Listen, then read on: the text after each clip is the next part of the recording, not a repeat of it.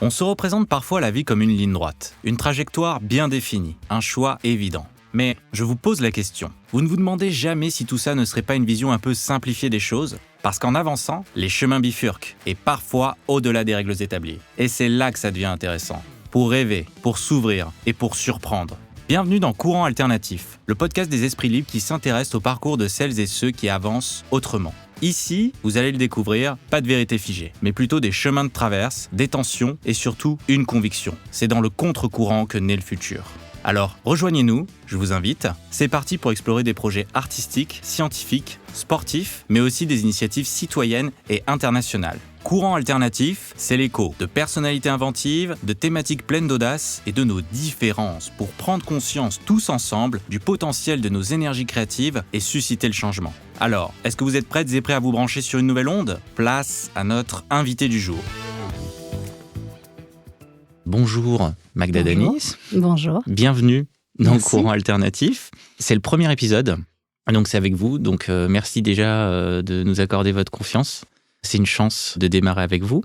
Pour commencer, pour nos auditrices et nos auditeurs, est-ce que vous pouvez juste nous dire en quelques mots qui vous êtes ? Alors, je m'appelle Magda Danis. Je suis galeriste d'art contemporain, mais un peu polymorphe. Donc, le terme de courant alternatif peut peut-être s'appliquer. J'ai commencé très jeune dans l'art. J'ai tendance à dire que je suis née dans des pots de peinture parce que j'ai une mère artiste. Et autour de ça, j'ai développé une passion en me posant la question assez jeune, puisque ça remonte à j'avais quelques années, qu'est-ce qu'on peut faire pour que la voix des artistes soit plus entendue ? Et par voix, c'est dans tous les sens du terme. Bien sûr, leur voix artistique, mais comment faire pour qu'ils en vivent ? Quand on est enfant et qu'on voit comment ça se passe, on se dit « Oh là là, il y a des choses à faire ». Et donc, voilà, j'ai construit une vie autour de la galerie, mais aussi plein d'activités qui sont liées. Ok, très bien. Alors justement, si on commence par les débuts, je crois que vous êtes rentré dans le monde de l'art de façon officielle, en quelque sorte, à 17-18 ans, en lançant votre propre galerie. Alors, on était à une époque où le graffiti, parce que ça s'appelait comme ça, plutôt percé déjà à Paris, fin des années 80, etc., influence américaine. Et donc vous allez lancer votre galerie et introduire ça notamment. Qu'est-ce qui vous fascinait et qu'est-ce que vous espériez en fait avec cette initiative ? Alors, effectivement, j'ai commencé à 17 ans, tout juste 17 ans, j'étais en première. Je me souviens très bien, puisque le premier vernissage, prof de français est passé. Donc c'est l'année du bac français. Celui de maths aussi. Mais c'est au-delà de l'anecdote, c'est né de ce constat, d'abord qu'il y avait des artistes qui n'étaient pas entendus. Donc effectivement, dans ce contexte, début du graffiti, puisqu'à l'époque on ne parlait pas de street art, art urbain, tout ça, c'est des termes qui sont arrivés beaucoup plus tard et pour des raisons de marché. Je me disais, mais c'est pas possible qu'on ne reconnaisse pas que ce sont de grands artistes. Mais au-delà de ça, c'était aussi de se dire, il y a plein d'artistes qui n'ont pas leur voix, c'est très compliqué. Mais ça, c'est lié à ce que je voyais autour de moi. Et puis, avant tout, il y a une rencontre, quelques années plus tôt, avec, alors moi je ne peux que l'appeler comme ça, le pape de l'art contemporain, Léo Castelli, qui est celui qui a probablement été un des galeristes les plus importants de la seconde moitié du XXe siècle aux États-Unis. Il a mis, sur le devant de la scène la plupart des artistes aujourd'hui qui font l'histoire de l'art américain. Et j'ai eu la chance de le rencontrer. Ok. Alors, il faut imaginer enfant hyper timide. Après, on grandit, mais on progresse. Mais il m'a dit, commence jeune, parce que ça prend une vie. Il m'a dit une deuxième chose ce jour-là, la première fois que je l'ai rencontré, il me dit, on ne voit que l'art de sa génération. C'est quelqu'un, et on pourrait faire un podcast juste sur lui, tellement le parcours est fascinant, mais qui a commencé, il avait 41 ans.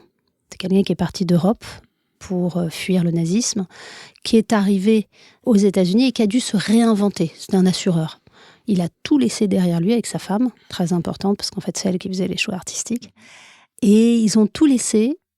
Et derrière, à 41 ans, il a révolutionné le monde de l'art contemporain. hyper important. Et lui, à la fin de sa vie, et c'est beau quand on rencontre des gens à la fin de leur vie, soit ils deviennent Tati Daniel, soit ils sont dans la transmission. Et ça, c'est magnifique. Et j'ai eu la chance d'arriver à ce moment-là de sa vie. Et donc, il m'a un peu pris sous son aile, on va dire. Alors, j'ai tout fait ensuite pour aller à New York. Je donnais des petits cours de français pour me payer mes billets d'avion et pour aller le rejoindre et essayer d'apprendre avant qu'il nous quitte. Et donc voilà, donc ça a été un peu le déclencheur réel de tout ça, même si j'avais un environnement qui aurait pu m'y pousser.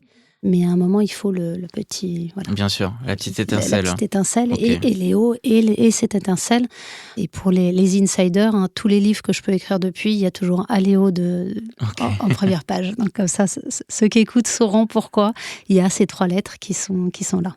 Et alors, si on est sur un détail un petit peu plus pratique, parce que là, du coup, il y a toute l'inspiration intellectuelle, l'énergie qui naît de cette rencontre, mais comment on fait concrètement pour lancer sa propre galerie quand on est en première? Alors, on ne réfléchit pas. Et je pense que si on est là pour parler de courants alternatifs, en fait, ceux qui sont traversés par ce courant alternatif, j'imagine qu'à un moment, on ne réfléchit pas. Et c'est l'avantage de commencer à un moment où on n'a peut-être pas tout à fait tout câblé, on n'est pas encore formé pour tout ça. Je crois que c'est essentiel de foncer. Si j'avais dû faire des business plans, si j'avais dû faire tout ce qu'on a pu m'apprendre après, réfléchir, faire mes classes chez quelqu'un, très probablement, je n'aurais pas fait. Et puis on se rend compte des fois qu'à trop solliciter d'avis, parce qu'on a envie aussi d'avoir un écho, en fait, on remet trop en question, on n'avance pas. Hein. Et c'est ça, on parlait tout à l'heure d'étincelle, il y a l'étincelle. Et l'étincelle, soit elle allume quelque chose, et j'enjoins tout le monde, et quel que soit l'âge, là, pour le coup, j'ai eu la chance parce que j'avais 15-16 ans quand je l'ai rencontré, donc c'est une chance de l'avoir tôt, d'après sa théorie, mais si l'étincelle, elle vient plus tard, à un moment, il faut savoir reconnaître cette étincelle, et là, le courant est parti. Et il faut y aller. Dans d'autres aventures de ma vie, parce qu'après, c'est ce qui a un peu défini toutes les grosses décisions de ce que j'ai pu faire. J'ai même du mal à dire carrière, parce qu'en fait, je ne le vois pas comme ça, mais en fait, c'est des inspirations, des intuitions qui sont cette étincelle. Et il faut y aller. Quelqu'un m'avait dit beaucoup plus tard, sur une autre décision un peu structurante, et alors, qu'est-ce qui peut t'arriver ? Qu'est-ce qui peut t'arriver ? On peut monter un projet, finalement, ça peut ne pas aboutir, mais l'aventure, elle est juste dingue. Donc, quelle que soit la passion, on trouve les moyens. Et puis, au pire, on peut revenir en arrière. On ne sera que plus riche d'avoir écouté cette étincelle, de l'avoir dans un monde ultra, capitaliste, ça se revendra. C'est mieux que de n'avoir rien fait. Donc, ma grande chance dans la vie, c'est d'avoir eu cette étincelle. Ok. Et alors, juste matériellement, comment on fait ? On trouve un local ? C'est hyper dur. Ah ouais. Hyper dur. Okay. Non, mais on va pas se mentir. Être dans l'alternatif, que ce soit à d'autres époques, on a pu appeler ça l'underground, c'est dur. Ça se paye, et ça se paye à vie. On n'est pas bisounours. Choisir des chemins de traverse, c'est un choix. C'est un choix, c'est complexe. Voilà. Très bien. Alors, du coup, effectivement, vous allez exposer des gens comme John Wan. Peut-être vous pouvez nous dire un petit mot sur lui, et puis surtout, quel a été l'accueil ? Parce que, en fait, si on se met dans le cadre parisien, on passe du stade justement où on est un peu underground au stade où on est exposé. Donc, c'est quoi le ressenti, en fait, des gens qui passent ? Alors, c'est assez étonnant. J'avais en tête cette idée qu'il fallait que je montre ces artistes que petite. Alors, j'étais hyper contente. J'avais le droit de prendre le métro et tout pour aller à l'école. Et pour ma part, j'attendais le moment où on passe dans le tunnel et non pas en station, pour regarder ce qu'il y avait. On était à la bonne époque. Hein. C'est effleuré. 1991, je crois, c'est voilà, ça ? Voilà, 91. Et puis mes premières années de métro, quand les parents autorisent, enfin. Et donc j'attendais, mais vraiment avec impatience, de voir ce qu'il y avait eu de nouveau chaque matin entre deux stations. qui avait été peint dans la nuit, mais c'était avec un... Et ce serait long à expliquer, mais c'était avec une sorte d'intuition qu'il ne faut pas que ce soit que ça. Et alors c'est très étonnant parce que quand on est très jeune, on est un peu péremptoire. Je dis, ça sera 30% de la programmation. Le reste sera de ce qu'on appelle dans l'art du fine art, le mainstream. Parce que pour moi, c'était important que ces artistes soient reconnus comme des artistes et non pas un truc à part. C'est des débats ensuite. Un jour, j'ai rencontré Afrika Bambaataa qui, dans le hip-hop, est hyper important. Il m'a dit « Mais tu as totalement tort, il faut créer des galeries à Saint-Ouen ou à Saint-Denis en ne montrant que ça, il faut être hardcore. » Et je lui dis avec tout le respect, c'était une super conversation, avec tout le respect que je vous dois, monsieur, ça allait le faire bizarre, mais non, en fait, ma voie, ça sera de justement ramener les artistes dans une forme de reconnaissance artistique. Il n'y a pas de raison. Et donc la première exposition, d'ailleurs, n'était pas une exposition street art. La première, elle est arrivée, je me suis fait un cadeau, c'était mon cadeau à moi-même de mes 18 ans. Donc juste après, une fois que j'avais réussi à trouver un local, que je payais 2100 francs par mois, c'était tout petit. C'était vraiment, ça faisait 20 mètres carrés au chausse-pied et que j'ai aussi payé avec des cours de français. Ne pas sous-estimer les revenus alternatifs. Voilà. Et je me disais, c'est pas grave, on y va. On y va, on le fait. Et en fait, le gros reward à ce moment-là, c'est cette exposition où je présente ces artistes que j'avais rencontrés, où je m'étais incrustée dans ce milieu-là, avec des histoires hyper drôles, parce que ils y croyaient pas. C'est des artistes qui ont 10-15 ans de plus que moi. Donc je paraissais un peu toute petite. Mais c'est génial, il devait être curieux quand même, il devait se dire... Mais c'est plus que curieux. Un jour, je croise Mambo dans le métro et qui me dit « Mais ça fait 1 an que tu nous en parles de ce truc. Allez, go, on y va ». Donc ils ont cru aussi. Oui. Et comme dit ma chère mère artiste, une galerie n'est rien sans ses artistes. Et là, pour le coup, c'est super vrai. Donc on a fait cette première expo, il y avait John One, il y avait Sharp, il y avait Ski, il y avait... il faut voir que ces gens-là étaient des stars, ils avaient un crew, les BBC, c'était un peu les stars du moment. Et on y va, et carton. Et vous avez Joe Star qui arrive avec déjà grande gueule, et les gens sont là genre waouh. Et en fait, il y a une satisfaction de se dire on est en train d'écrire un truc. Alors, moi, je suis juste celle qui a la clé, qui trime pour essayer de payer un loyer, machin. Ça, on le dit pas parce qu'il y a une forme de pudeur. Mais quand vous avez votre truc qui est plein, il y a du monde dehors. Et avec 20 mètres carrés, c'est facile. Le trottoir est plein. Non, mais on sent qu'il se passe quelque chose, quoi. On sent qu'il se passe quelque chose. Le pire, c'est que ça vend. Ouais, okay. Là, vous dites wow. Voilà. Il y a même des gens de l'étranger qui achètent des œuvres. Vous dites mais c'est dingue. Je ne les connais ni d'Ève ni d'Adam. Ils ont trouvé le chemin. Surtout qu'en plus, on n'est pas à une époque où l'information circule comme aujourd'hui, quoi. Donc, non. Non, surtout pas. Oh, non. Alors, on reviendra sur les communiqués de presse écrits à la machine. Et on découpe et on colle pour faire une sorte de dossier. Enfin, génial. Voilà, donc j'ai une grande nostalgie de cette époque, du grand n'importe quoi. Mais on fait avec le cœur. Génial. Et je pense que c'est ça le courant alternatif, c'est de se dire, en fait, je ne sais pas comment ça marche, mais j'y vais. On embarque des gens, ou ils nous embarquent. Parce qu'un courant alternatif, ça va dans les deux sens. Donc, c'est un travail d'équipe. Et voilà, et ça, c'est fait.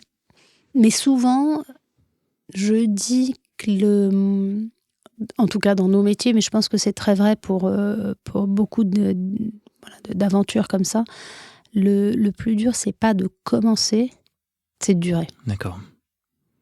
Alors justement, vous allez durer et vous êtes là encore aujourd'hui, puisque au final, vous allez travailler avec beaucoup de gens. Shepard Fairey, à titre d'exemple, qui se fait appeler OB. Bien avant qu'il soit connu, non ? il y a un côté chercheur d'or dans le travail que je fais. Il y a un côté repousser des limites. Il y a, donc quand c'est déjà big, c'est D'accord. too late. Ok. J'aime quand les gens sont pas d'accord. D'accord. C'est aller à contre-courant.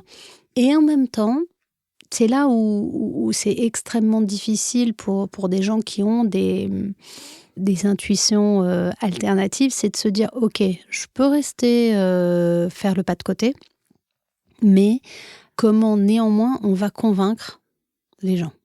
Et en 91, pas facile. Aujourd'hui, on va m'expliquer, oui, c'est trendy, c'est... on m'a même dit, c'est devenu mainstream. Ça me fait un peu bizarre, mais c'est d'être un peu ce contre-courant, il est intéressant et il est inspirant. Et alors, parmi, du coup, tous ces artistes qui sont dans cet état d'esprit-là, alors j'imagine voilà, que c'est une myriade de personnes que vous avez rencontrées, mais s'il y en avait un ou une qui vous a vraiment profondément touché, ce serait qui? C'est comme quand vous avez plein d'enfants et que C'est vous pas dites facile de lequel choisir. préfère. Il peut y en avoir plusieurs, hein, mais... Non, c'est ça, c'est que en fait, c'est des mains tendues dans les deux sens, une fois de plus, parce que on prend son courage à deux mains quand même. Hein. Aller dire à quelqu'un, moi j'ai des trucs à t'apporter, et en fait c'est eux qui vous enrichissent. Ça c'est énorme. Mais on parlait d'un John One et c'est devenu quelqu'un de proche et un ami. Mais ça va être Futura que je rencontre en 91. Mais au point où moi-même j'ai oublié à un moment, et c'est lui quelques années après qui, alors que par moment il est dans ses rêveries, me raconte ce qu'on s'est dit en 91. Il me dit, mais t'étais là, la petite qui était en train de m'expliquer que ce qu'on faisait, c'était révolutionnaire. Et à ce titre-là, il me dit, en fait, on va faire un bout de chemin ensemble. Et ça, on ne l'enlève jamais. Je suis dans un métier qui est très lié à un marché. Mais souvent, je dis, alors j'ai un père scientifique, donc après je rationalise beaucoup, mais sans faire de grosses maths, ça on l'a tous vu très tôt, il y avait la théorie des ensembles. Il y a l'art, le marché de l'art. Et je dis toujours, ils se rencontrent à un tout petit endroit. Ça se croise avant que ça clique l'un avec l'autre. Il y a peu de chance, en fait. Malheureusement, hein. J'aimerais que tous les artistes puissent vivre de leur art. Ce n'est pas une réalité. Ça aussi, ça a été un de mes combats après. Mais Futura, ça a été un moment où je me suis dit, ouais, en fait, ce mec est une légende, va le devenir. Va le devenir, ouais. Et c'est vrai. Mm. Et c'est vrai. Et en fait, on est porté par ça. On est porté par le fait d'être aux premières loges d'un opéra, mais qui se dévoile devant vos yeux. Souvent, les gens me disaient, oui, mais alors mes grands-parents, ils auraient pu acheter Picasso et tout. Je dis, mais enfin, s'ils l'ont pas vu, s'ils l'ont pas aimé, c'est pas grave. En revanche, les Picasso de demain, ils sont là. Ils sont là et en réalité, ils sont assez accessibles. Donc, éclatez-vous, allez chercher les vôtres. Essayez pas de trouver un Picasso par hasard. Non, c'est là que ça se passe. Donc voilà, on a développé ces moments, mais après, ça peut être des artistes. D'ailleurs, certains ne sont pas nécessairement devenus des énormes stars. C'est presque pas important. C'est une sorte de validation du marché. Mais artistiquement, vous avez des gens qui sont incroyables, pas nécessairement dans un marché... Oui, c'est important de s'accomplir surtout. Ouais, indépendamment d'un succès commercial. Et d'inspirer, alors le temps passant, parce que 91 c'est loin, et peut-être pour ma part inspiré, parce que Léo justement m'avait donné, de se dire, mais en fait, ce qui compte dans notre monde, c'est la transmission, c'est l'inspiration. On grandit tous, on fait des enfants, et on se dit, mais tout ce qu'on fait là, c'est l'argent, vous allez le dépenser. Vous allez le réinvestir. J'ai le fâcheux défaut de ne pas être hyper motivé par l'argent. Donc, tout ce qu'on peut gagner, c'est pour réinvestir. C'est un vieux truc slave, ça. De toute façon, on va vous le reprendre, donc dépensez-le. Et en revanche, l'aventure artistique que vous avez dans votre tête, ça c'était mes parents qui disaient, ce que tu as dans la tête, on ne te le prendra jamais. Et donc, transmettre ça à nos enfants, les miens, mais tous les autres, les générations futures, en disant, mais allez-y. Très bien. Pour qu'on puisse bien s'ouvrir l'esprit aussi sur le street art par rapport à celles et ceux qui nous écoutent, donc il y a certainement les gens qui aiment, qui sont convaincus, ceux qui connaissent moins, qui peuvent être un petit peu, même parfois, méfiants, entre guillemets. Est-ce que vous pouvez nous dire si c'est technique, en fait? Est-ce que c'est dur, le street art, et en quoi c'est unique, vraiment, sur un plan... Alors, moi, j'adore les sceptiques, je les appelle. C'est... un jour, une journaliste que j'adore et qui aujourd'hui est devenue une journaliste très importante est venue me voir. Elle me fait: Maïda, il faut que je te parle. Mais pourquoi tu parles d'un mouvement artistique? Puis elle est rentre dedans. Donc c'était une vraie... c'était provocateur quand elle me dit ça. Je la regarde, je lui dis: mais tu comprends pas. Et là, je lui dis: je te prends entre quatre yeux, on se passe 1 heure, mais c'est non seulement un mouvement, mais c'est le mouvement, et je le dis avec aucune prétention, parce que là c'est un hommage aux artistes, c'est le mouvement du début du XXIe siècle. C'est qui trouve ses racines à la fin du XXe siècle, mais on n'a jamais connu dans l'histoire de l'art quelque chose qui soit aussi global. Globalisation oblige, donc ça aide. Bien avant Instagram, bien avant les réseaux, etc. Nous, on allait à Los Angeles, je me souviens, avec une artiste, et d'autres artistes nous attendaient. Je ne sais même pas comment ils savaient qu'on était là. Les mails, c'était hyper compliqué et tout. Ils nous attendaient à l'aéroport pour l'emmener faire des murs. C'est un truc de fou. Et il y a tout, comme quand on définit une nation, il y a les critères, la langue, la monnaie, c'est exactement pareil. Il y a une technique. C'est incroyable, hyper dur. J'enjoins tous les auditeurs qui ont un doute, achetez une bombe, essayez de faire quoi que ce soit. Il y a de grandes chances que vous fassiez un pâté. Moi, j'ai fait un pâté. Et ça m'amuse, mais je suis hyper à l'aise avec le fait. Moi, je ne suis pas artiste, je suis passeur. Mais j'adore. J'essaye. J'essaye, c'était pas pour une quelconque inspiration artistique, parce que je ne l'ai pas. J'adore écrire, ça oui, ça c'est ma passion. Et je me rends compte avec le temps que finalement, je suis rentrée là-dedans juste pour raconter des histoires. Mais je savais pas à l'époque. J'avais même pas encore mon bac français, donc j'aurais pas osé imaginer pouvoir écrire. Mais c'est extrêmement technique, et ça l'est devenu de plus en plus, parce qu'il y a une règle que j'adore, parce qu'en plus c'est une nation où il y a des règles hyper fortes. West, qui est un artiste qui a été assez important, pas nécessairement trouvé son marché en vente aux enchères, machin, quelqu'un que j'adore vraiment profondément, et qui un jour m'avait dit, alors je vais le dire en anglais parce que c'est hyper joli: First you have to learn your ABC and then find your style. En fait, d'abord, il faut faire ses classes, apprendre son alphabet, cet alphabet.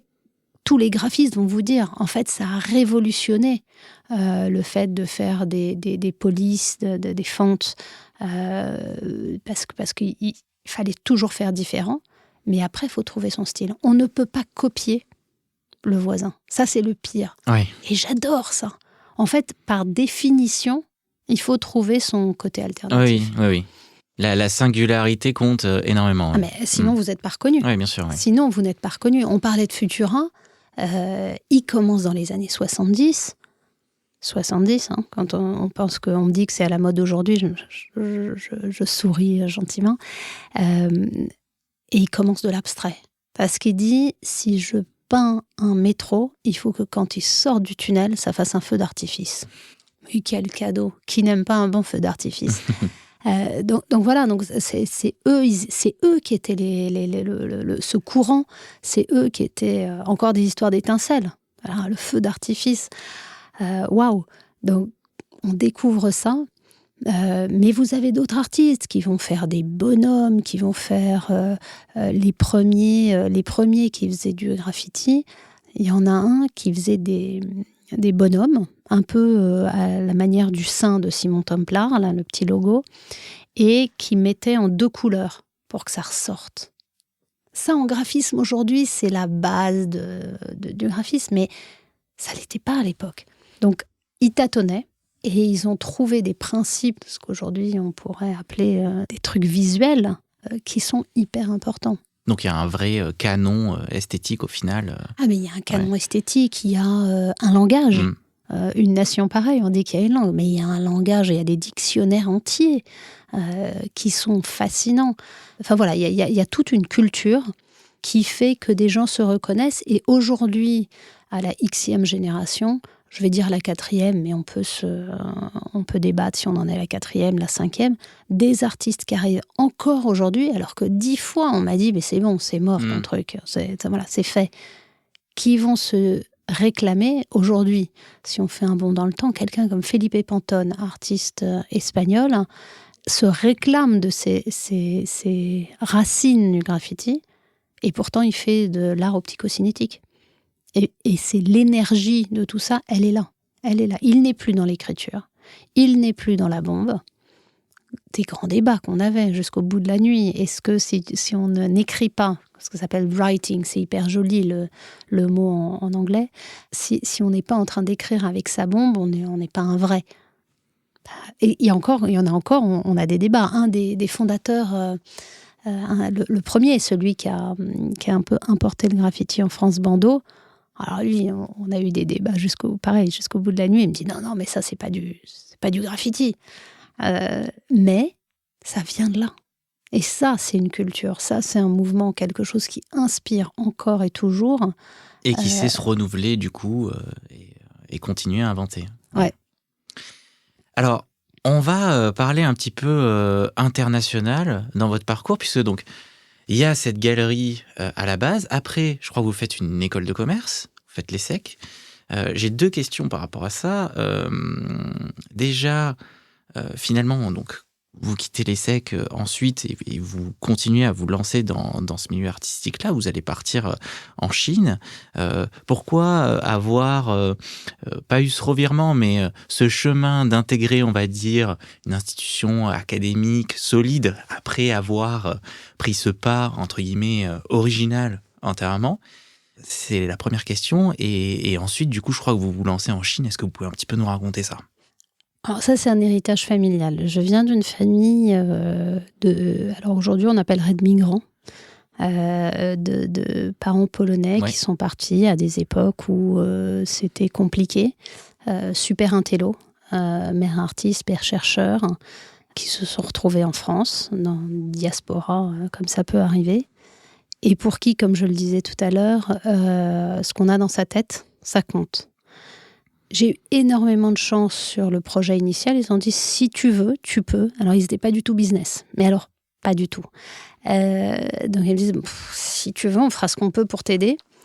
Ce qui était important, hein, parce que quand on est lycéenne, il y a des moments où on ne peut pas être dans sa galerie. Donc, système D, hein, une maman qui fait les permanences, un truc, mais grand n'importe quoi.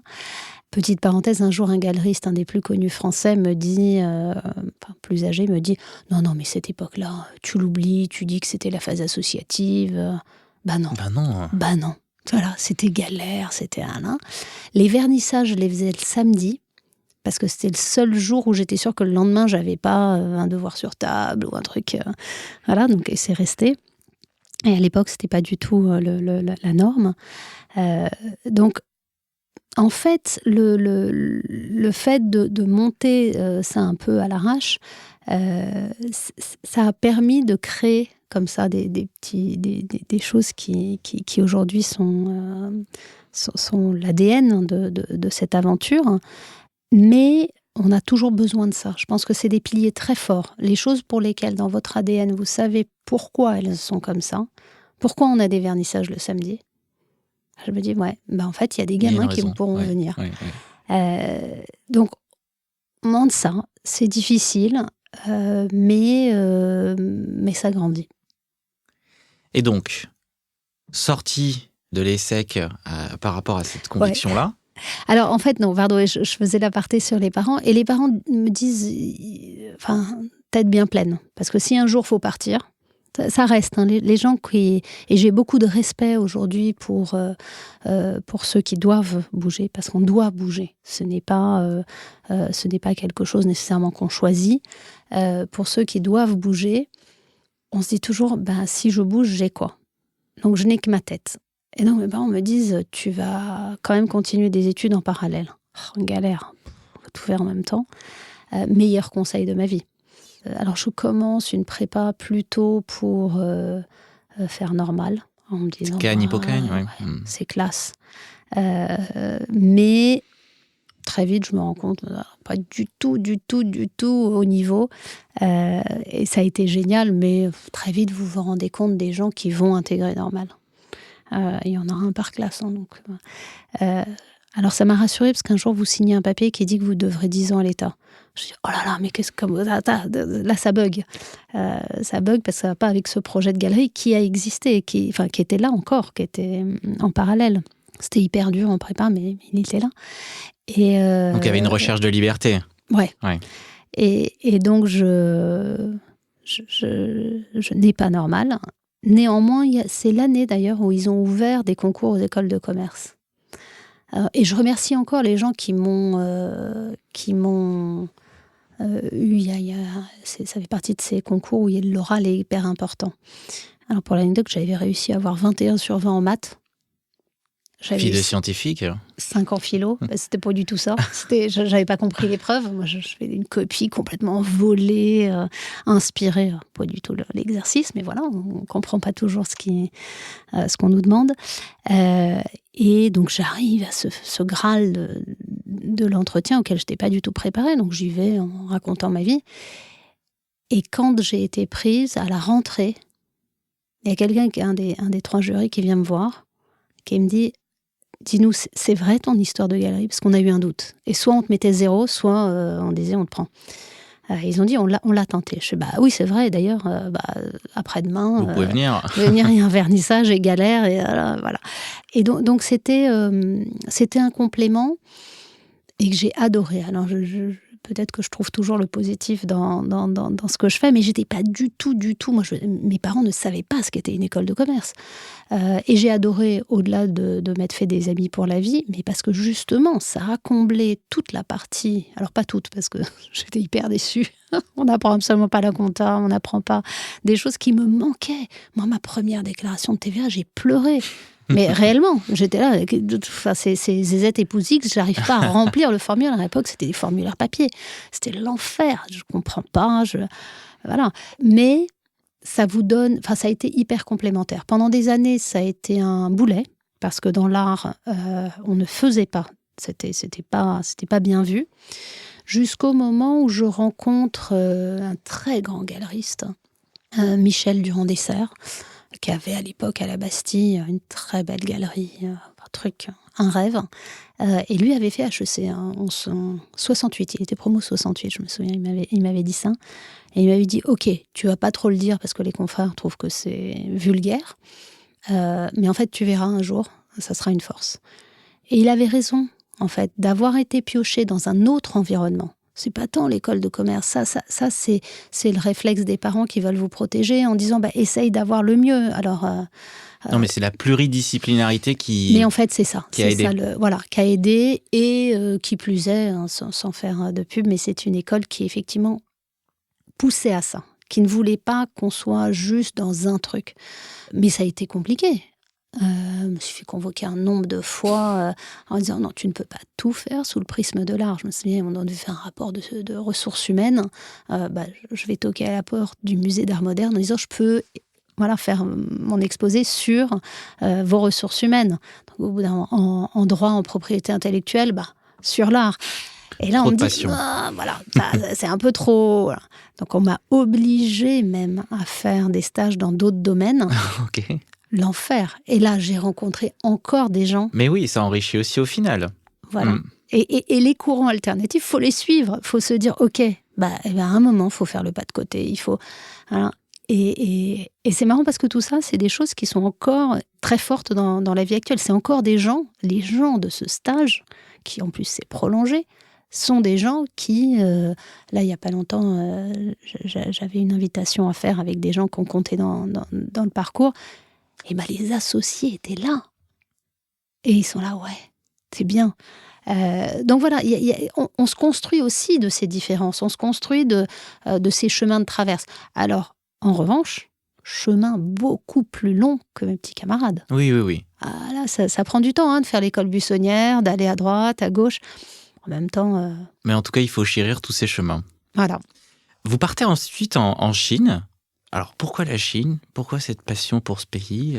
Qu'est-ce que vous êtes allé faire là-bas ? Alors, très bonne question, ce n'était pas du tout prévu. Un peu, voilà. Encore une intuition étrange. On est en 2007 quand j'avais set up un échange avec une galerie de Los Angeles. On s'échangeait 1 à 2 expos par an. J'aimais bien, toujours lié à un environnement familial. Moi, j'ai été élevée dans une école internationale parce que, au cas où, il fallait être capable, toujours ce truc de l'exilé, d'être polyvalent. Et si un jour il faut partir, mes parents ne savaient pas s'ils pourraient rester en France pendant très longtemps. Et même quand ils pouvaient, parce que les hasards de l'histoire font que mon père découvre qu'en fait, il a la nationalité française depuis le 19e siècle, mais il ne le savait pas. C'est la beauté de la France. Voilà, je suis dans cette école internationale, dans ce au cas où, parce que je ne connaissais pas le système français. Donc, j'étais plutôt côté US. 2007, le monde s'effondre un peu. 2008, il s'effondre vraiment aux États-Unis avec la crise. Alors même que je me dis, attends, ça fait 2 expos par an qu'on fait, elles cartonnent, peut-être que je vais chercher un endroit pour ouvrir. Et là, je me souviens très bien, un de mes clients, qui est une personne hyper connue à Los Angeles, grand acteur, me dit « Ouh là là, ma petite Magda, je ne sais même pas si ma maison m'appartient encore. Si tu veux, tu peux même venir dormir là, je peux te la prêter, mais voilà. En revanche, je ne prends pas un espace. On est tous rincés. » Donc, c'était les victimes de Madoff. Ils avaient été très exposés. Donc là, j'ai quand même 25% de mon chiffre d'affaires qui part en fumée. Et la galerie n'a jamais été richissime. Quand on perd 25% de son chiffre d'affaires, c'est l'enfer, quoi.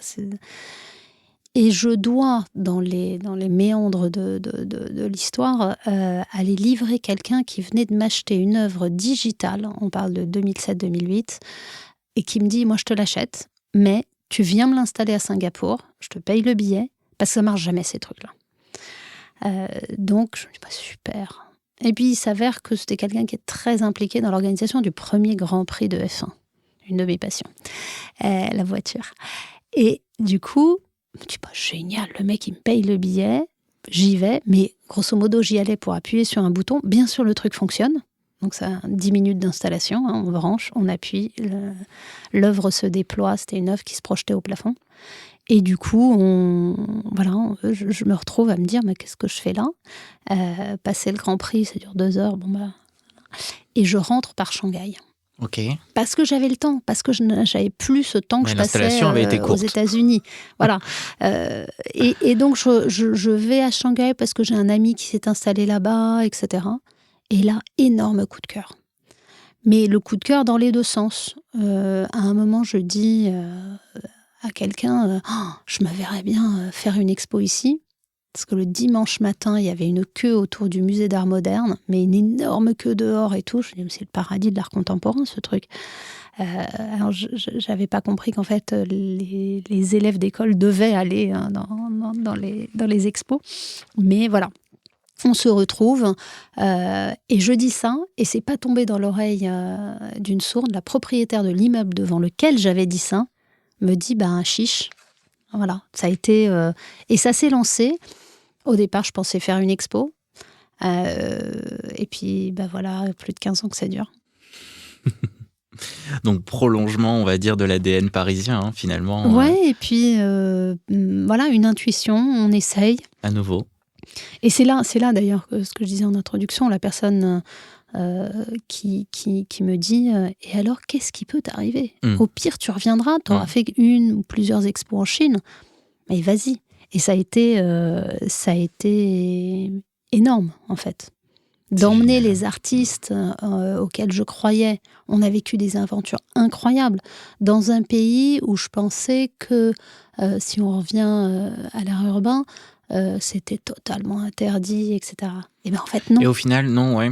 C'est ça qui est dingue. On a fini par faire une expo au musée, l'équivalent du musée de l'École des Beaux-Arts à Pékin. Il n'y a pas plus étatique, etc. On a fait, et ils voulaient absolument que ça soit la première exposition de Chine sur le sujet, enfin, une expo hyper ambitieuse. Quelques années plus tard, j'ai emmené des artistes comme Vils, j'ai emmené, tous les artistes. Futura est venu plusieurs fois, JR a retourné la Chine et est devenu une star là-bas. En fait, je faisais un peu le pont, c'est un artiste chinois qui m'avait dit ça, le pont, et ça permettait de faire rentrer, on rentre par la fenêtre, puis on fait rentrer les copains. Mais ça a été dingo comme histoire. Génial. Alors, bon, on le voit, hein, vous êtes quelqu'un de très passionné. Il y a tellement de sujets. Et le temps nous est compté, mais j'aimerais qu'on parle d'un curseur que vous avez poussé. C'est le cas de le dire, c'est le curseur du digital. Alors, c'est hyper large comme sujet, ça regroupe beaucoup de choses. Je sais que vous avez aussi lancé Art Transfert, par exemple. Vous, qu'est-ce qui vous intéresse dans l'art digital aujourd'hui? Qu'est-ce que c'est Art Transfert? Qu'est-ce que vous pouvez nous dire sur ça? Alors maintenant que tout le monde sait que mon père était un scientifique, un des premiers à travailler sur les ordinateurs, quand les ordinateurs faisaient des pièces entières, ça me fait sourire. Je pense souvent à lui quand j'ai mon portable dans la main, et c'est un truc dont on rêvait quand j'étais toute petite. Je disais, mais ce truc qui prend une pièce. Je dessinais sur les cartes, elles étaient géniales parce que le papier était hyper bien, les cartes où on faisait les trous. Et ça faisait des trous sur les chiffres pour coder les choses. Donc, moi, je suis fascinée par tout ça. Et le digital est arrivé en même temps que l'art urbain, parce que, alors, je sais pas, les médias s'en sont moins emparés, et c'est peut-être plus abscon pour beaucoup de gens. Mais quand je disais 30%, il y avait un autre bout pour ce qui aurait pu émerger et ce qui a émergé de l'informatique, appelons-nous ça à l'époque. Et très tôt, je me suis dit, waouh, il y a quelque chose. Les fanas d'art digital seront d'accord. Dans des belles lignes de code, c'est une œuvre. C'est un truc de fou. Mais comme dans les maths, un mathématicien de haut vol vous dira c'est une œuvre. Oui, non, mais la créativité, c'est pas juste la peinture. Voilà, je m'oppose souvent à cette vision, d'ailleurs assez française, qui a d'un côté les métiers littéraires, artistiques, et d'un autre côté les métiers scientifiques, mathématiques. On peut être créatif dans n'importe quel domaine. À haut niveau, les maths, c'est d'une abstraction, d'une beauté dingue. Malheureusement, on n'apprend pas à le voir. Mais j'emmènerais avec plaisir des gens voir des lignes de code, parce qu'il y a des artistes aujourd'hui qui s'emparent de ça. C'est Matrix puissance 10, là, quand on voit le mur vert, on comprend. Les réals avaient déjà essayé de nous partager ça. Donc voilà, donc ça a été très tôt. J'ai été au board pendant longtemps. Après, malheureusement, par manque de temps, j'ai été moins assidue. Mais du Cube, qui a été premier... on appelait ça un espace culture multimédia. Ils me détesteront de rappeler ce nom parce que c'est complètement has-been. Et aujourd'hui, c'est un énorme centre de recherche. Mais comme il y en a dans notre pays, le Media Lab, le ZKM en Autriche, un truc de fou qui mélangeait art et industrie. En fait, les industriels regardaient ce que faisaient les artistes pour faire ce que je vois aujourd'hui. Les pare-brises avec la vidéo dedans, ces mecs-là, ils bossaient déjà il y a 25 ans. Parce que les artistes l'imaginaient, des œuvres d'art où vous découvriez quelque chose dans le verre. Donc ça, c'était aussi une autre passion. Un jour, un critique d'art m'a dit, mais en fait, c'est logique, tu bosses sur tout ce qui est réseau, que ce soit des réseaux abstraits informatiques ou des réseaux de ville. En fait, c'est la même chose. Et j'ai trouvé ça hyper bien. Les critiques d'art ont un regard hyper important, on l'oublie, ils écrivent pas juste des petits mots, et non, ChatGPT ne va pas les remplacer parce que justement ils voient ces connexions. Et donc c'est arrivé par là. Donc depuis très longtemps, pareil, j'ai défendu des artistes qui créaient des objets fous. D'ailleurs, c'était le cas de l'œuvre que j'emmenais à Singapour, Qu'est-ce que c'était cette œuvre ? C'est une projection de bulles abstraites d'un artiste très spécifique japonais, Iko Tada, qui en fait réagissait à ce qui se passait dans l'environnement. À l'époque, c'était pas du tout évident. Aujourd'hui, peut-être facile à faire, mais c'était assez fou. Et on a comme ça développé en fait des formes ça fait partie un peu aussi de la R&D de la galerie, hein, pour essayer de partager ce que les artistes font. Et donc c'est hyper intéressant aussi à transmettre en fait. Et alors, est-ce que vous pouvez nous dire ce que c'est Art Transfer ? Alors du coup, ça c'est l'autre facette plus business Oui. Du milieu. Parce que sur le marché de l'art, on a, à force de traîner mes basques là, je me dis, encore une intuition, je me dis, très bien, mais en réalité, on dit aux gens, achetez ça, vous pourrez le revendre. Ce n'est pas vrai. C'est pas du tout facile. On n'est pas face à des actions machin ou trucs qu'on peut revendre. Il y a en haut du panier peut-être des œuvres qui à un moment sont revendables, mais la plupart, on ne peut pas. Il y a même une sorte d'aspect négatif de se dire, ah là là, mais il revend ses œuvres. Et à un moment, je me dis, mais c'est pas normal. On doit pouvoir changer d'avis. Ça m'est arrivé aussi. Des œuvres que j'ai pu avoir envie d'avoir chez moi et après pas. Qu'est-ce que j'en fais ? Je les remise, il n'y a rien de plus triste.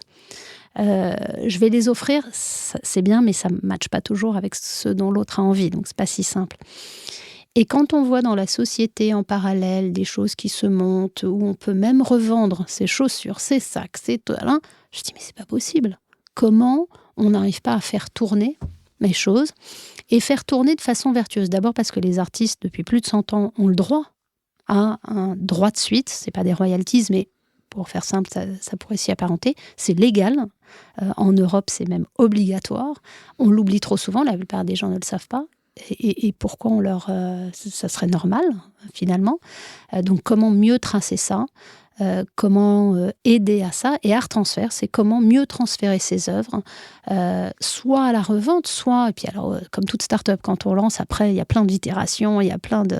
Hein, mais même si vous voulez les transmettre à vos enfants ou à d'autres générations, les gens ils vont oublier pourquoi vous avez craqué sur ce Shepard Fairey à l'époque. Qu'est-ce que Shepard Fairey représentait en 2008 ? Mais c'est énorme ce qui s'est passé autour de lui.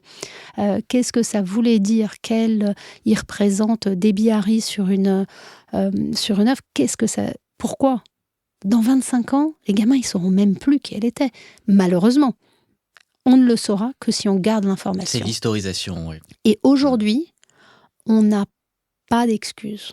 On peut garder cette information de façon propre et faire en sorte que ce soit traçable. Pas seulement pour des questions de marché, ça c'en est une et ça motive les gens. C'est une façon, c'est un peu mon cheval de Troie parce que on motive les gens en se disant, ça vaudra plus si. Mais c'est surtout que la valeur intellectuelle derrière, elle est conservée. Parce que c'est la valeur intellectuelle qui fait la valeur de l'œuvre. Donc voilà, donc c'est ce projet d'essayer d'avoir un outil qui permette aux gens de transmettre leurs œuvres, mais surtout derrière d'avoir des passeports numériques, passeports digitaux qui vont être obligatoires dans d'autres industries très rapidement. Les gens ne se rendent pas encore compte, mais sur votre électroménager dans 1 an et dans 2-3 ans sur les éléments qu'on porte sur nous, sur nos vêtements. Pourquoi pas sur l'art ? Bien sûr. Et donc le digital peut nous protéger et être combiné à l'art. Donc ça, le digital, l'IA, qui peut retrouver des informations qu'on a oubliées. Le nombre de fois, et ça peut être vexant, où des gens me disent « Ah, comment s'appelait l'artiste que j'ai acquis ?» T'inquiète pas, je te donne le nom et tu peux tout retrouver. Tu peux re-rentrer dans l'aventure artistique qui t'a fait vibrer il y a 20 ans quand tu l'as acheté. Chouette.